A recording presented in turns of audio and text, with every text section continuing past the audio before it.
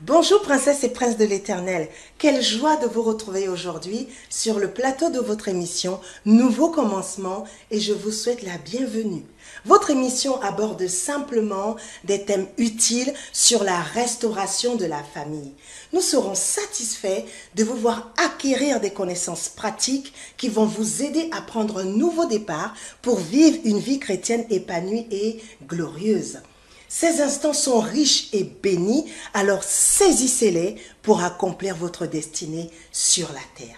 Le thème du jour est « Ne sous-estime pas celui qui semble plus petit que toi ». Je répète, « Ne sous-estime pas celui qui semble plus petit que toi ». Pour aborder ce thème, nous avons deux questions. La première, qu'entend-on par sous-estimer une personne? Qu'entend-on par sous-estimer une personne? La seconde, comment définit-on celui qui est plus petit que soi? Je répète, comment définit-on celui qui est plus petit que soi? Je vous laisse écouter maintenant la réaction de nos bien-aimés en réponse à la première question, à savoir, qu'entend-on par sous-estimer une personne? Sous-estimer une personne, pour moi, c'est ne pas reconnaître la personne à sa juste valeur. Sous-estimer quelqu'un, c'est ne pas reconnaître ses valeurs. C'est chercher à le diminuer, chercher c'est lui présenter du mépris, avoir du mépris envers cette personne. Sous-estimer une personne, qu'est-ce que c'est? C'est lui accorder une importance inférieure à celle qu'elle a effectivement. Autrement dit, c'est reconnaître qu'une personne a moins de mérite que soi. C'est aussi dévaloriser une personne, la déconsidérer, voire même la mépriser. On sous-estime une personne pour une raison, et principalement, c'est parce qu'on croit qu'elle est plus petite que soi. Comment maintenant définit-on celui qui est plus petit que soi? C'est la question que nous avons posée à nos bien-aimés et à présent, découvrons leur réponse. Plus petit que moi, je ne dirais pas qu'il y a des personnes plus petites que moi. Je dirais que les personnes n'ont pas les mêmes peut-être priorités, n'ont pas les mêmes talents, les mêmes dons, les mêmes choses que je fais. Donc, pour moi, je ne dirais pas qu'il y a de plus petit que soi. Chacun a quelque chose. Déjà, je ne considère pas qu'il y ait des gens plus petits que moi, parce qu'on a tous été créés avec les mêmes valeurs. Après, chacun a des talents, chacun est unique, mais personne n'est plus petit que l'autre. Celui qui est plus petit que soi se définit comme celui qui est inférieur à soi ou alors a moins de valeur. Dans la vie, nous ne devons pas sous-estimer les personnes qui sont en face de nous, les personnes que nous rencontrons. Nous ne devons sous-estimer personne parce que seul Dieu connaît véritablement une personne. Tu ne connais une personne qu'en partie. Je ne connais une personne qu'en partie. Seul Dieu connaît une personne en totalité. Étant donné que tu n'es pas Dieu, tu ne disposes pas de toute la connaissance, ainsi ne sous-estime personne. La personne que tu sous-estimes a certainement une valeur importante aux yeux des autres. Personne n'est complètement mauvais ou totalement bon. Chaque être humain a des qualités, a des dons et a également des défauts. Que tu sois chrétien ou pas, sache bien aimé que celui que tu sous-estimes a de la considération aux yeux des autres et a une grande valeur aux yeux de Dieu. Que nous dit la Bible à ce sujet? Lisons en premier Ésaïe 43, verset 4, qui dit « Parce que tu as du prix à mes yeux, parce que tu es honoré et que je t'aime, Je donne des hommes à ta place et des peuples pour ta vie. Frères et sœurs en Christ, vous avez du prix aux yeux de Dieu. Même si les hommes vous sous-estiment, sachez que vous avez du prix aux yeux de votre Créateur. Et c'est le principal. Lisons Proverbe 11, verset 12. Celui qui méprise son prochain est dépourvu de sens. Mais l'homme qui a de l'intelligence se tait. Et maintenant, lisons Proverbe 14, verset 21. Celui qui méprise son prochain commet un péché. Mais heureux celui qui a pitié des misérables. Ne méprise personne. Ne méprise personne. Le récit que nous allons parcourir à présent attire l'attention car il nous parle de faits très révélateurs. Il s'agit de 2 Rois 5, versets 1 à 19. Ce récit dont nous parle la Bible, dans ce chapitre de 2 Rois 5, se passe juste après 2 miracles réalisés par le prophète Élisée. Le personnage principal de ce beau récit est Naaman. Ce récit laisse apparaître 4 scènes. La première est celle de Naaman et de la jeune fille. La seconde, celle de Naaman et le roi de Syrie. La troisième, ensuite, c'est Naaman et le roi d'Israël. Et pour terminer, la dernière scène, c'est Naaman et le prophète Élisée. Qui est Naaman? Naaman est le fils de Benjamin. Et Benjamin est le second fils de Rachel qu'elle a eu après Joseph. Rachel est décédée juste après avoir donné naissance à Benjamin. Naaman signifie agréable en hébreu. Et Genèse 46, verset 21 nous donne la liste des fils de Benjamin, dont Naaman. Lisons maintenant 2 Rois 5, verset 1. Naaman, chef de l'armée du roi de Syrie, jouissait de la faveur de son maître et d'une grande considération, car c'était par lui que l'Éternel avait délivré les Syriens. Mais cet homme fort et vaillant était lépreux.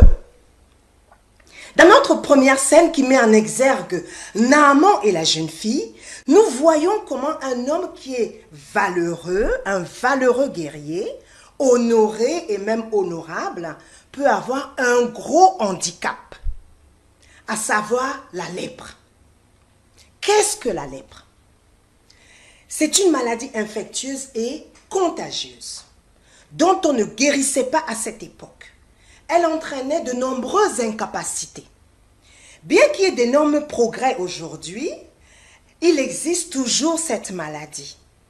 Sa période d'incubation, c'est-à-dire le délai entre la contamination et l'apparition des premiers symptômes, est de 5 ans en moyenne. Mais les symptômes peuvent apparaître seulement au bout de 20 ans.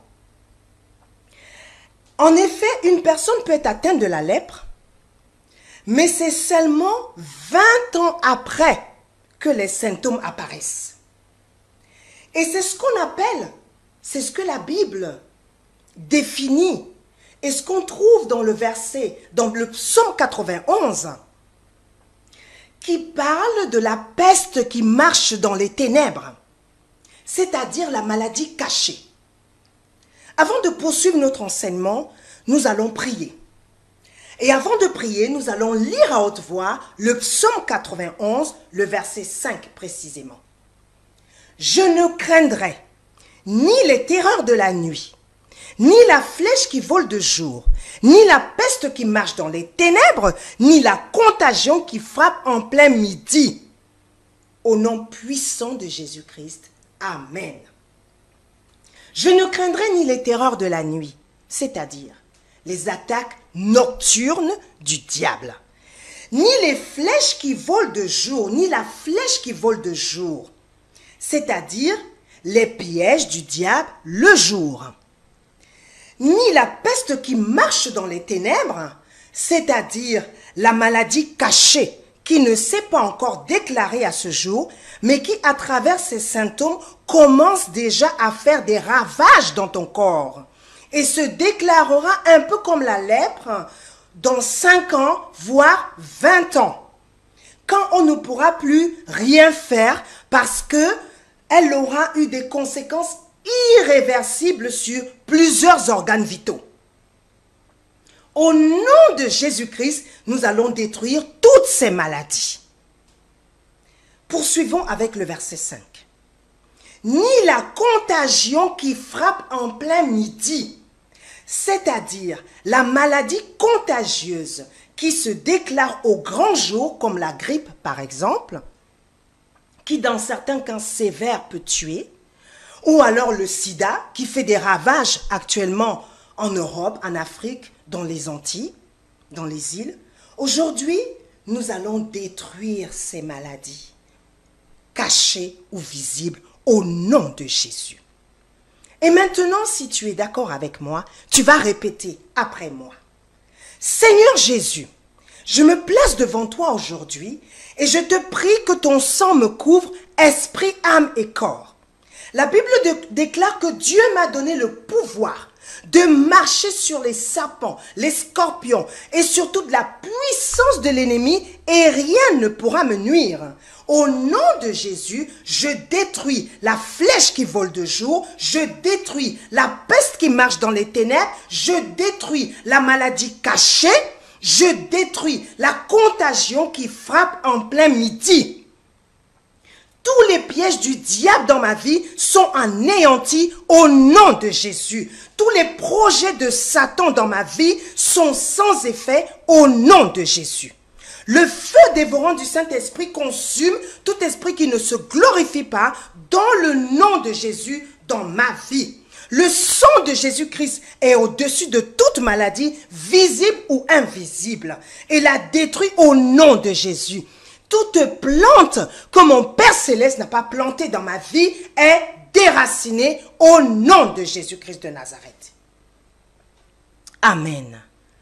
Nous pouvons voir des gens bien-aimés et penser qu'ils sont heureux parce qu'ils ont le pouvoir, parce qu'ils ont la prestance, parce qu'ils ont les biens de ce monde. Mais souvent, il leur manque l'essentiel, à savoir la foi en Dieu et la santé divine. En fait, ils sont vivants, mais ils sont morts. Morts spirituellement. Car si on n'a pas le Christ, on est mort.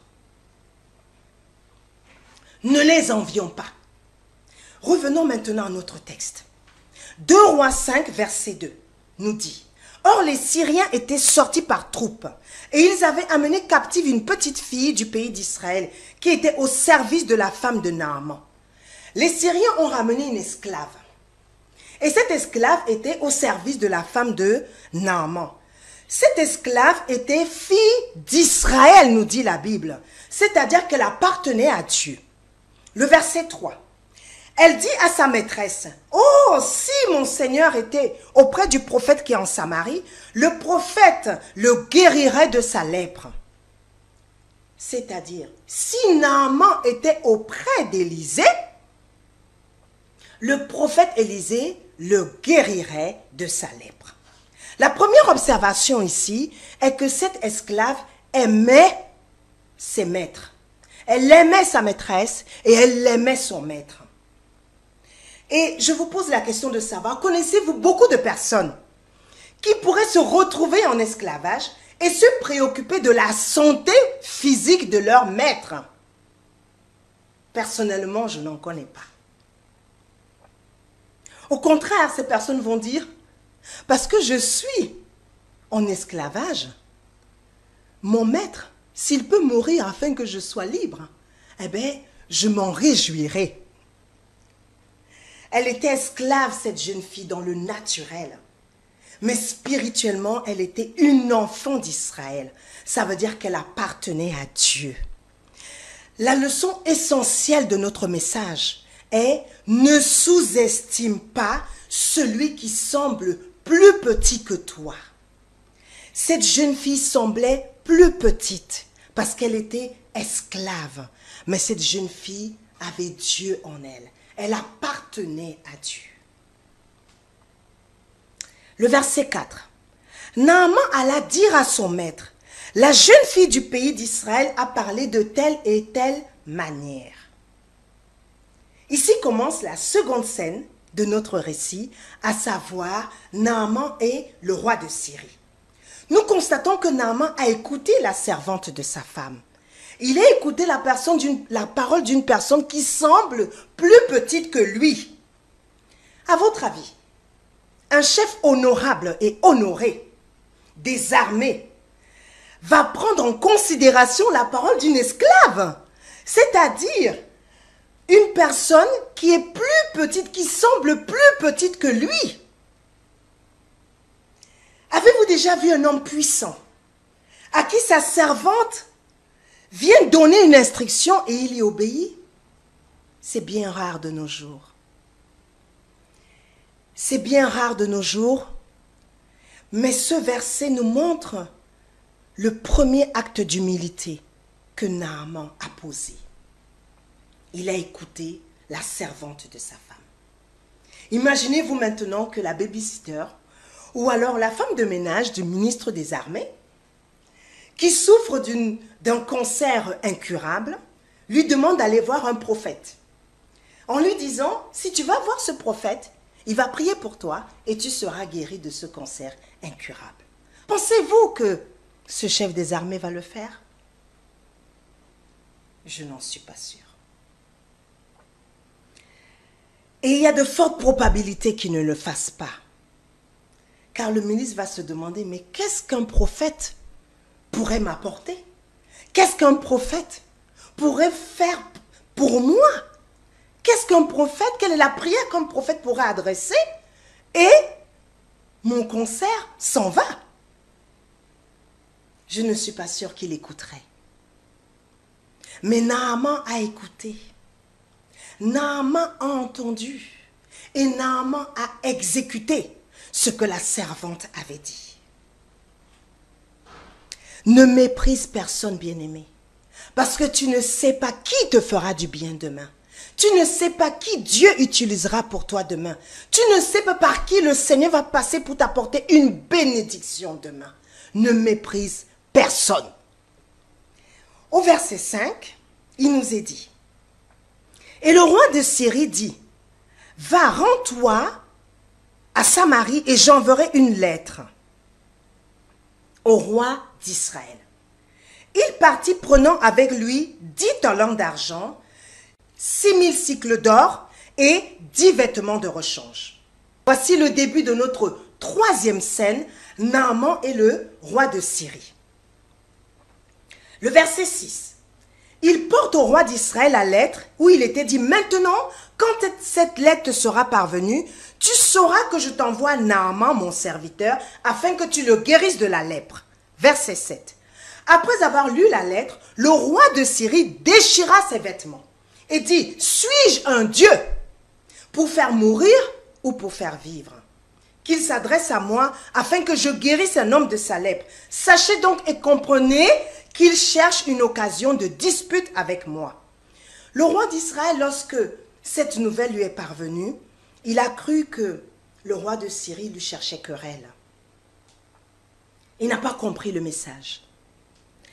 Et au verset 8, la Bible nous dit, lorsque Élisée, homme de Dieu, apprit que le roi d'Israël avait déchiré ses vêtements, il envoya dire au roi d'Israël, pourquoi as-tu déchiré tes vêtements? Laisse-le venir à moi et il saura qu'il y a un prophète en Israël. Et maintenant, le rideau s'ouvre sur notre dernière scène, à savoir Naaman et le prophète Élisée. Ici, nous remarquons qu'Élisée était non seulement reconnu par le roi d'Israël pour son ministère prophétique, et on peut noter également qu'il y avait une certaine proximité entre eux. De plus, Élisée était sûr de lui. Il savait ce qu'il avait reçu d'Élie, à savoir la double portion de l'esprit. Il utilisait l'onction de manière efficace. Il ne gaspillait pas l'onction, il l'utilisait à bon escient. Es-tu conscient, bien-aimé, que tu as reçu des dons, que tu as reçu des talents, que Dieu a déposé en toi, Et le Seigneur a déposé ses dons à toi, non pas seulement pour toi, pour les autres. Tu dois les mettre au service des autres, pour la gloire de Dieu. Alléluia. On constate également que le roi écoutait les recommandations d'Élisée. De nos jours, les hommes de Dieu n'ont pas toujours de relation de proximité avec le pouvoir en place. Or, dans les temps anciens, comme dans ce verset, on le voit bien. Et cela a énormément changé parce qu'aujourd'hui, l'orgueil est rentré dans le cœur. Parce que les dirigeants sont souvent remplis de beaucoup d'orgueil. Et ils se disent, qu'est-ce qu'un prophète peut m'apporter pour diriger la nation? Qu'est-ce qu'il peut dire qui va influencer la marche de la nation? On n'écoute pas ces personnes-là. Et c'est pourquoi on peut voir aujourd'hui comment le monde va mal, comment le monde va à la perdition, comment aujourd'hui les gens sont remplis d'orgueil et agissent beaucoup à travers l'orgueil. C'est moi et moi et moi et seul moi et pas les autres. Or Dieu nous a placés sur la terre pour accomplir des choses pour nous et pour les autres. Alléluia. Au verset 9 maintenant, Naaman vint avec ses chevaux et son char. Et il s'arrête à la porte de la maison d'Élisée. Il s'est déplacé avec tout son attirail. Le verset 10 nous dit, Élisée lui fait dire par un messager, « Va et lave-toi 7 fois dans le Jourdain, ta chair redeviendra saine et tu seras pur. » Élisée a démontré à Naaman qu'il n'était pas du tout impressionné par tout son attirail, à savoir ses chevaux et son char. Et il lui a donné une instruction à travers son serviteur. Il ne s'est pas préoccupé de savoir est-ce qu'il a obéi à l'instruction ou pas. L'instruction a été libérée. À charge maintenant à Naaman d'obéir à cette instruction ou tout simplement de la rejeter. Et dans un premier temps, c'est ce qu'il a fait. Il a rejeté l'instruction. Puisqu'au verset 11, la Bible nous dit que Naaman fut irrité. Et il s'en alla disant, « Voici, je me disais, il sortira vers moi, il se présentera lui-même, il invoquera le nom de l'Éternel, son Dieu. Il agitera sa main sur la place et guérira le lépreux. » Naaman a trouvé la manière dont lui, il devait être guéri. Il n'a pas écouté l'instruction qui lui a été donnée en lui disant « Va et lave-toi 7 fois dans le Jourdain. » Lui, il avait déjà son plan dans sa tête. Il avait son projet de guérison bien précis. Et ce projet, il s'est dit, voilà, il va invoquer le nom de l'Éternel. Il va agiter. Il va faire en fait, je dirais, quelque chose de spectaculaire. Mais Dieu ne se retrouve pas dans les choses spectaculaires. Il est dans les choses simples. Il te demande juste, obéis à l'instruction que je te donne et tu verras ma gloire, tout simplement. Va et lave-toi 7 fois et tu seras pur. Naaman avait imaginé son projet de guérison. Et plusieurs personnes, c'est comme ça que nous agissons. Nous imaginons à la place de Dieu ce que lui doit faire. Nous nous mettons à la place du Seigneur et nous espérons qu'il va faire comme nous pensons. Mais Dieu te dit, obéis, tu verras ma gloire. Fais ce que je te demande de faire, tout simplement. Alléluia. Et la Bible nous dit dans Ésaïe 55, versets 8 et 9, « Car mes pensées ne sont pas vos pensées, et vos voix ne sont pas mes voix, dit l'Éternel. Autant les cieux sont élevés au-dessus de la terre, autant mes voix sont élevées au-dessus de vos voix, et mes pensées au-dessus de vos pensées. Amen. » Le verset 12 nous dit, « Les fleuves de Damas, l'Abana et le Parpar ne valent-ils pas mieux que toutes les eaux d'Israël? Ne pourrais-je pas m'y laver et devenir pur? » Et il s'en retournait et partait avec fureur. Donc Naaman s'est dit, pourquoi vais-je me laver dans le Jourdain? Les fleuves de Damas sont peut-être meilleurs. Pourquoi est-ce que c'est dans le Jourdain que je dois aller me laver 7 fois? Effectivement, les eaux de Syrie sont de meilleure qualité en comparaison avec celles du Jourdain. Et l'eau du Jourdain n'est pas très propre. C'est la raison pour laquelle il y a plus de 10 ans, un projet initié par Israël devait permettre de restaurer la qualité des eaux qui alimentent le Jourdain. Naaman a sous-estimé la qualité de l'eau dans laquelle on lui demandait d'aller se laver. Il s'est arrêté sur des choses qui sont futiles et non sur les choses qui sont les plus importantes. Nous devons faire attention à obéir aux instructions de Dieu telles qu'il nous les demande. Alléluia. Et finalement, au verset 14, Naaman accepte. Et avant d'accepter, ses serviteurs lui ont dit, si cette instruction qui t'a été donnée, si c'était difficile, ne l'aurais-tu pas faite? Cette instruction qui t'a été donnée, au verset 13, si le prophète avait demandé quelque chose de difficile, ne l'aurais-tu pas fait? Si Dieu te demande quelque chose de difficile, ne le ferais-tu pas?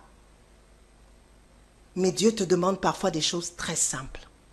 Il te dit, obéis juste à ma parole, tu verras ma gloire. Et ça te semble compliqué. Bien-aimé, fais comme Naaman.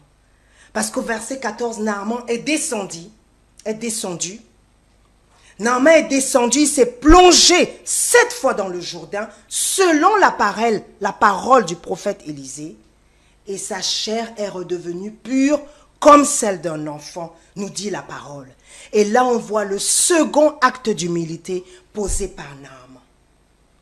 On peut imaginer qu'avant de descendre, il n'est pas descendu avec ses vêtements de chef des armées, bien entendu. Il a dû se déshabiller. On peut imaginer qu'il est resté uniquement en caleçon. Donc vous pouvez imaginer l'humiliation qu'il a eue en face des personnes avec lesquelles il était. Mais Naaman est rentré dans le Jourdain. Il s'est plongé 1 fois, il est ressorti. 2 fois, il est ressorti. 3 fois, il est ressorti, jusqu'à 7 fois. Et la Bible nous dit que le chiffre 7 est celui de la perfection. Et on peut dire que Naaman a été restauré à la perfection. Alléluia. Naaman a été restauré à la perfection parce que sa chair est redevenue comme celle d'un enfant. Quand Dieu te donne une instruction, obéis-y. Le Seigneur t'enseigne à travers cet enseignement à faire exactement ce qu'il te demande. N'arrange pas ta vie, bien-aimé. Laisse Dieu l'arranger. J'aime bien le dire. Je répète, n'arrange pas ta vie. Laisse Dieu l'arranger. Parce que Dieu sait mieux que toi ce qui est bon pour toi. Alléluia. Et Naaman, ensuite, il a voulu donner un cadeau à Élisée. Et Élisée lui a dit non, je ne recevrai de toi rien du tout. Pourquoi? Parce que Élisée a reçu gratuitement et il a donné gratuitement. La Bible dit, vous avez reçu gratuitement, donnez aussi gratuitement. Alléluia. Donne gratuitement ce que tu as reçu. Parce que Dieu t'a fait un cadeau. C'est un don, tout simplement. Ne le rémunère pas. Ne le monnaie pas. Donne gratuitement ce que tu as reçu pour la gloire de Dieu. Alléluia. Et on arrive maintenant à la fin, au verset 19, où Naaman dit, au verset 17 plutôt, où Naaman dit, « Puisque tu refuses, permets que l'on donne de la terre à ton serviteur, une charge de 2 mulets, car ton serviteur ne veut plus offrir à d'autres dieux, ni holocauste, ni sacrifice. Il n'en offrira qu'à l'Éternel. » Le refus d'Élisée d'accepter les présents de Naaman a poussé Naaman à décider de ne plus offrir des holocaustes aux faux dieux, mais d'offrir uniquement au Dieu d'Israël. D'offrir uniquement à l'Éternel. Alléluia.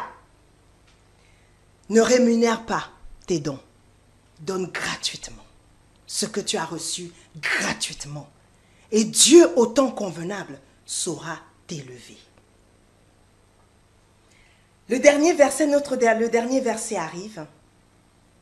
Et il dit, « Voici toutefois ce que je prie l'Éternel, de pardonner à ton serviteur, quand mon maître entre dans la maison de Rimon, pour s'y prosterner et qui s'appuie sur ma main.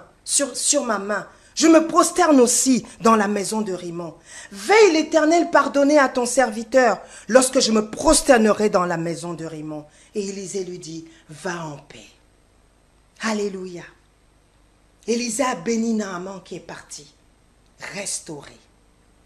Élisée a déclaré une parole de bénédiction sur la vie de Naaman en lui disant, « Va et lave-toi. » Après avoir obéi, il a été complètement restauré comme un enfant. Aujourd'hui, bien-aimé, je t'exhorte à renoncer à l'orgueil. Laisse-toi conduire par le Saint-Esprit. Il te mènera sur la trace, sur le chemin que Dieu a tracé pour ta vie.